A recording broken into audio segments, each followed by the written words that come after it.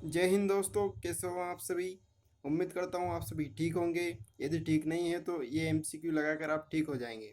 तो दोस्तों, आज हम इंडिया जीके के एमसीक्यू शुरू करने वाले हैं। यह हमारा पार्ट 1 है, जो कि भारत के प्राचीन इतिहास से संबंधित प्रश्नों का है। इस वीडियो में हम 30 प्रश्न पूछेंगे, लेकिन अगली जो वीडियो होगी हमारी, उसमें हम 50-50 क्वेश्चन लेकर आएंगे। तो ये वीडियो जो है आपके लिए काफ़ी इंपॉर्टेंट होने वाली है, क्योंकि इसमें वही क्वेश्चन पूछे जाएंगे जो पिछली परीक्षा में आए हैं। तो वीडियो को शुरू से लेकर अंत तक बिना स्किप किए हुए देखिए। देखिए दोस्तों, ये है हमारा पहला क्वेश्चन। बुद्ध के जन्म के पूर्व भारतवर्ष 16 जनपदों में बटा हुआ था। इसकी जानकारी हमें किस बौद्ध धर्म के ग्रंथ से प्राप्त होती है? तो देखिए दोस्तों, इसका जो आंसर है वह है अंगुत्तर निकाय। अंगुत्तर निकाय बौद्ध धर्म का ऐसा ग्रंथ है जिसमें बुद्ध के जन्म के पूर्व जो 16 महाजनपद थी हमारी, उनकी जानकारी हमें इस ग्रंथ से प्राप्त होती है। ठीक है दोस्तों, बढ़ते अगले क्वेश्चन की ओर। अशोक का नाम अशोक किस अभिलेख में मिलता है? ये जो क्वेश्चन है काफ़ी और कई परीक्षाओं में रिपीट हो चुका है। तो ये क्वेश्चन आपके लिए काफ़ी इंपॉर्टेंट है कि अशोक का नाम अशोक किस अभिलेख में मिलता है। तो देखिए दोस्तों, अशोक का नाम अशोक, मास्की और गुर्जरा, ये दो अभिलेख है जिनमें अशोक का नाम अशोक मिलता है। बाकी जो अभिलेख है उनमें अशोक का नाम अशोक वर्धन मिलता है। ठीक है दोस्तों, तो आप ये याद रखिएगा कि अशोक का नाम अशोक सिर्फ मास्की और गुर्जरा नाम के दो अभिलेखों में ही मिलता है। बढ़ते अगले क्वेश्चन की ओर। जैन धर्म के प्रथम संस्थापक और तीर्थंकर कौन थे? साथ ही हमें बताना है कि उनका प्रतीक चिन्ह क्या था।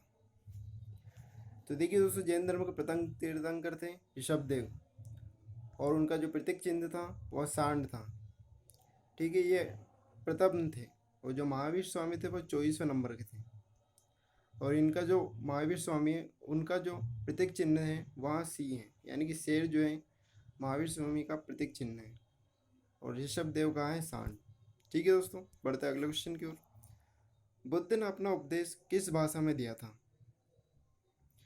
तो देखिए दोस्तों, जो बुद्ध थे उन्होंने अपना जो उपदेश दिया था वहाँ पाली भाषा में दिया था। और जो महावीर स्वामी थे उन्होंने प्राकृत भाषा में अपने उपदेश दिए थे। तो आप इन दोनों की भाषा को याद रखिए, क्योंकि ये क्वेश्चन काफ़ी रिपीट होते हैं। बढ़ते अगले क्वेश्चन की ओर। कंबोडिया के किस राजा ने अंकोरवाट के मंदिर का निर्माण करवाया था? तो कंबोडिया के राजा सूर्यवर्मा द्वितीय थे, जिनके द्वारा कंबोडिया के अंकोरवाट मंदिर का निर्माण करवाया गया था। ये क्वेश्चन काफ़ी परीक्षाओं में रिपीट हो चुका है, इसलिए इस क्वेश्चन को आप याद रखना। नेक्स्ट क्वेश्चन है हमारा, किस धर्म के अनुयायियों को अग्नि पूजक कहा जाता है? तो वहाँ कौन सा धर्म है जिसके अनुयायियों को अग्नि पूजक कहा जाता है? तो वहाँ पारसी धर्म है। जो पारसी धर्म है उसके अनुयायियों को अग्नि पूजक कहा जाता है, ये आप याद रखिएगा। पाटिल ग्राम की स्थापना किसने की? तो देखिए, जो हर्यक वंश है उसके एक शासक था उदयन। उदयन के द्वारा ही पाटिल ग्राम की स्थापना की गई, जिसका बाद में नाम पाटलिपुत्र हो गया। और पाटलिपुत्र आगे चलकर मगध की राजधानी बनी और काफ़ी समय तक वह राजधानी बनी रही थी। ठीक है, बढ़ते अगले क्वेश्चन की ओर। सिकंदर के जल सेनापति का नाम क्या था? तो जो सिकंदर के जल सेनापति का नाम था निरागस। ठीक है, अब बात थोड़ी सिकंदर के बारे में कर लेते हैं। दोस्तों, जो सिकंदर था उसकी सोच काफ़ी व्यापक थी। उसका जो बोलने का तरीका था वह सामने वाले के मन में उत्साह, उमंग और एक जोश जगा देता था। वहाँ अपनी सेना से कहता था कि मैं ईश्वर का दूत हूँ और मुझे इस पूरे विश्व पर अपना शासन चलाना है। और साथ ही कुछ ऐसी मोटिवेशनल स्पीच देता था जिससे कि उसके सैनिकों में नया उत्साह जागृत हो जाता, जिससे के कारण ही वह अधिकतर राजवंशों में जीता, अधिकतर क्षेत्रों में अपनी विजय प्राप्त कर चुका था। लेकिन जब यह भारत में आया तब चंद्रगुप्त और उनके गुरु आचार्य चाणक्य, इन दोनों ने क्या किया कि जो उनकी सेना थी उसका मनोबल गिराया दिया था, जिसके कारण ही सिकंदर की सेना ने आगे बढ़ने से मना कर दिया था। इसी कारण सिकंदर की पराजय हो गई। पराजय तो नहीं हुई थी, लेकिन वो हार मान चुका था और उसकी बेबीलोन में जाकर मृत्यु हो गई थी। ठीक है, बढ़ते अगले क्वेश्चन की ओर। जैन ग्रंथों में किसको सिंह सेन कहा गया है? तो देखिए दोस्तों, जो जैन ग्रंथ है उसमें बिंदुसार को सिंह सेन कहा गया है। और जो बिंदुसार है वहाँ चंद्रगुप्त मौर्य का उत्तराधिकारी था और बिंदुसार को ही अमित्रघात के नाम से भी जाना जाता है। ठीक है, अब नेक्स्ट क्वेश्चन की ओर बढ़ते हैं। बौद्ध धर्म का विश्वकोश किसे कहा जाता है? तो बौद्ध धर्म का विश्वकोश कहा जाता है वसुमित्र के द्वारा रचित महाविवाद सूत्र को। याद रखना दोस्तों, जो महाविवाद सूत्र है वो वसुमित्र के द्वारा रचित किया गया है, जिसे बौद्ध धर्म का विश्वकोश भी कहा जाता है। बढ़ते अगले क्वेश्चन की ओर। उम्मीद करता हूँ आपको ये वीडियो पसंद आ रहा होगा। वीडियो पसंद आ रहा है तो वीडियो को लाइक जरूर करें। हम सब्सक्राइब करने की नहीं बोल रहे हैं, सब्सक्राइब यदि वीडियो आपको पसंद आएगा तो आप खुद ही कर देंगे। तो देखिए अगला क्वेश्चन है, गुप्त संवत की शुरुआत 319-320 ईस्वी के लगभग में किसके द्वारा की गई? तो जैसा कि आपको नाम से स्पष्ट है कि गुप्त संवत यानी कि गुप्त के शासक के द्वारा ही इसको चलाया गया था। तो कौन था वह गुप्त शासक? वह गुप्त शासक था चंद्रगुप्त प्रथम। चंद्रगुप्त प्रथम के द्वारा ही 319 ईस्वी में गुप्त संवत को चलाया गया था। और विक्रम संवत चलाया गया था 57 ईस्वी में। और शक संवत जो है 78 ईस्वी में चलाया गया था। ये भी आप याद रखिएगा। बढ़ते अगले क्वेश्चन की ओर। फाहियान किसके शासनकाल में भारत आया था? तो फाहियान जो है एक काफ़ी बड़ा इतिहासकार है, जिसने मध्य प्रदेश की जलवायु को काफ़ी समृद्ध कहा है, सम जलवायु कहा है, और यहाँ की जो जनता है उनको समृद्ध कहा है। तो फाहियान जो है चंद्रगुप्त द्वितीय के शासनकाल में भारत आया था। ठीक है, बढ़ते अगले क्वेश्चन की ओर। सर्वप्रथम भारत को इंडिया नाम से किसने बुलाया? तो इस क्वेश्चन का आंसर हो जाता है यूनानियों के द्वारा। यूनानियों के द्वारा ही भारत को इंडिया नाम से पुकारा गया था। अब इसके साथ ही हम आपको बताते हैं कि मध्यकालीन जो मुस्लिम इतिहासकार थे उन्होंने भारत को हिंद और भारत की जनता को भारत को हिंद अथवा हिंदुस्तान कहा था। ठीक है, बढ़ता अगले क्वेश्चन की ओर। भारत के सर्वप्रथम ग्रंथ वेद के रचयिता किसे माना जाता है? तो देखिए दोस्तों, भारत के सर्वप्रथम और सर्वप्राचीन जो ग्रंथ है वो वेद ही है, जिनके रचयिता हैं महर्षि कृष्ण द्वैपायन वेदव्यास। कौन है?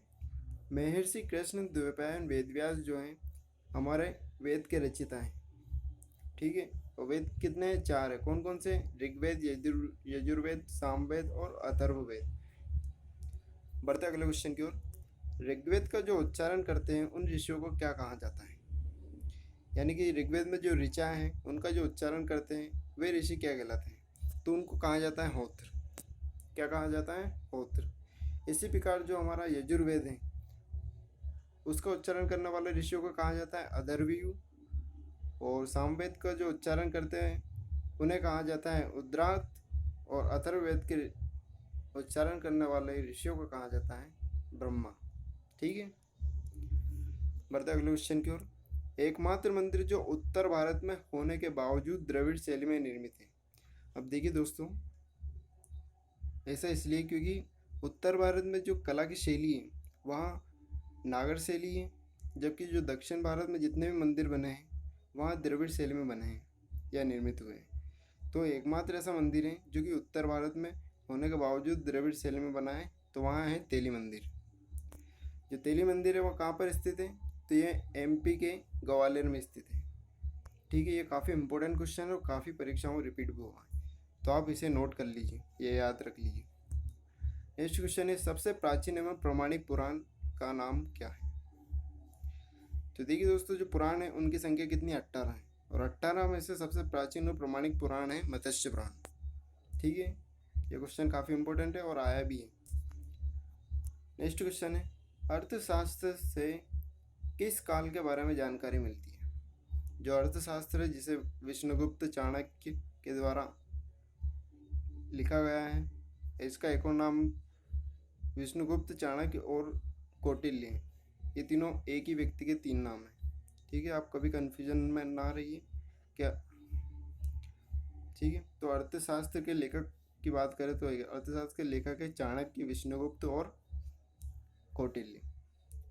तो इससे मौर्य युग के काल के बारे में जानकारी मिलती है, क्योंकि हम सबको याद है कि चंद्रगुप्त मौर्य के आचार्य थे चाणक्य। नेक्स्ट क्वेश्चन है, मंदसौर अभिलेख का निर्माण किस शासक के द्वारा किया गया है? तो मंदसौर जो अभिलेख है उसका निर्माण मालवा नरेश यशोवर्मन के द्वारा किया गया है। अब मालवा नरेश की बात हो रही तो मालवा कहाँ पर है, तो ये एमपी में है। ठीक है, इसके अलावा ये जो क्वेश्चन है एमपीपीएससी में रिपीट हुआ है, तो आप ये याद रखना। नेक्स्ट क्वेश्चन है, रेहला किस लेखक का यात्रा वृतांत है? तो ये रेहला जो है इब्न बतूता का यात्रा वृतांत है। और इब्न बतूता मोहम्मद बिन तुगलक के शासनकाल में आया था, और मोहम्मद बिन तुगलक के द्वारा ही 1333 ईस्वी में इसे दिल्ली का काजी नियुक्त किया गया था। ठीक है, बढ़ते हैं अगले क्वेश्चन की ओर। यदि आप ये चाहते हैं दोस्तों कुछ इस वीडियो में सुधार चाहते हैं तो आप हमें कमेंट बॉक्स में लिखकर भी बता सकते हैं। हम कुछ दिनों बाद लाइव भी आएंगे, तो आपसे वहीं पर सीधे सीधे बातचीत भी होती रहेगी। आगे बढ़ते हैं नेक्स्ट क्वेश्चन की ओर। आग का आविष्कार किस काल में हुआ? तो देखिए दोस्तों, आग का जो आविष्कार हुआ है वह पूरा पाषाण काल में हुआ है। साथ ही साथ हम बात कर लेते हैं पहिए की। तो पहिए का जो आविष्कार है वह नवपाषाण काल में हुआ है, जबकि जो आग का आविष्कार है वह पूरा पाषाण काल में हुआ है। ये आप याद रखिएगा। नेक्स्ट क्वेश्चन हमारा, सर्वप्रथम भारतवर्ष का जिक्र किस अभिलेख में मिलता है?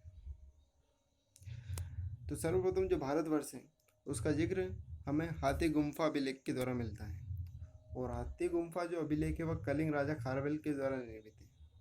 किसके द्वारा निर्मित है? कलिंग राजा खारवेल के द्वारा निर्मित है हाथी गुम्फा अभिलेख, जिसमें भारतवर्ष का सर्वप्रथम जिक्र या उल्लेख मिलता है। नेक्स्ट क्वेश्चन है, सिंधु सभ्यता के कौन कौन से बंदरगाह हैं? तो आपको ये याद रखना है कि सिंधु सभ्यता के केवल 2 बंदरगाह हैं। कौन कौन से हैं? एक है लोथल और दूसरा है सुतकोतदा। एक है लोथल और दूसरा है सुतकोतदा। नेक्स्ट क्वेश्चन हमारा, सिंधु सभ्यता में नर्तकी की एक कांस्य मूर्ति कहाँ से मिली है? ये क्वेश्चन जो है अनेक परीक्षाओं में पूछा गया है। यदि आपने पिछले एग्ज़ाम दी हो, कोई सी एग्ज़ाम दी हो, तो उसमें आपको ये क्वेश्चन देखने को जरूर मिला होगा कि सिंधु सभ्यता में जो नर्तकी की एक कांस्य मूर्ति मिली है वह कहाँ से मिली है? तो ये जो है मोहनजोदड़ो से मिली है। और मोहनजोदड़ो जो है सिंधु सभ्यता का सबसे बड़ा स्थल भी है। ठीक है, नेक्स्ट क्वेश्चन है, सिंधु सभ्यता का समाज किस प्रकार का था? यानी कि वह मातृ सत्तात्मक समाज था या पितृसत्तात्मक? तो इसका आंसर है सिंधु सभ्यता का समाज मातृ सत्तात्मक समाज था। ठीक है, नेक्स्ट क्वेश्चन है, दशराग्य युद्ध का उल्लेख ऋग्वेद के किस मंडल में मिलता है? तो जो ऋग्वेद का 7वां मंडल है उसमें दशराग्य युद्ध का उल्लेख मिलता है। इसमें क्या था, एक सुदास नाम का व्यक्ति था जिसने 10 लोगों को हराया था। ठीक है, और